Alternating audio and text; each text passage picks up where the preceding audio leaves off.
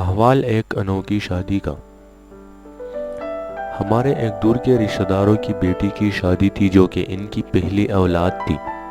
مایو اور مہندی کی رسومات و تقریبات انجام پا چکی تھی۔ جہیز کا سامان بیٹی کی سسرال میں پہنچا دیا گیا تھا اور بری کا سامان ان کے ہاں آ گیا تھا۔ پھر این بارات والے دن 11 بجے کے قریب لڑکے یعنی دولہے کو پولیس پکڑ کر لے گئی، کسی سیاسی تنظیم سے وابستگی اور اس کی سرپرستی میں کسی تخریبی کارروائی میں ملوث ہونے کے الزام میں، اور اسے کسی نامعلوم مقام پر منتقل کر دیا گیا۔ لڑکے والوں کے ہاں جو کوہرام مچ گیا وہی کوہرام لڑکی کے گھر میں بھی مچ گیا۔ لڑکی واقعے کی اطلاع پا کر شدت صدمہ سے بے ہوش ہو گئی، لینے کے دینے پڑ گئے۔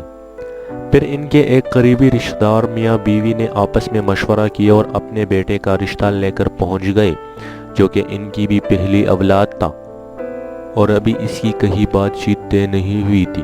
اپنے والدین کے فیصلے میں ان کی پوری رضامندی شامل تھی، بلکہ ابھی وہ ان کے ساتھ ہی آیا تھا۔ پنچایت بیٹی اور تھوڑے سے غور و حفظ کے بعد یہ رشتہ منظور کر لیا گیا۔ پھر جھٹپٹ بارات والے دن کے حساب سے دونوں دولہا اور دلہن کے لیے کچھ ضروری خریداری بھی کر لی گئی۔ پھر شام کو شادی اپنے مقررہ وقت پر طے شدہ پروگرام کے مطابق ہی انجام پائی۔ بس فرق صرف اتنا تھا کہ دولہا بدل گیا تھا۔ قریبی رشتہ داروں کو تو اس ناگہانی کی بروقت اطلاع مل گئی تھی، مگر دور پرے کے اور جاننے والے دوست احباب جب تقریب میں شرکت کرنے کے لیے پہنچے اور انہیں معاملے کا علم ہوا تو سبھی دنگ رہ گئے تھے، اور دولہے اور اس کے والدین کے اس اتنے عظیم فیصلے پر اش کر اٹھے تھے۔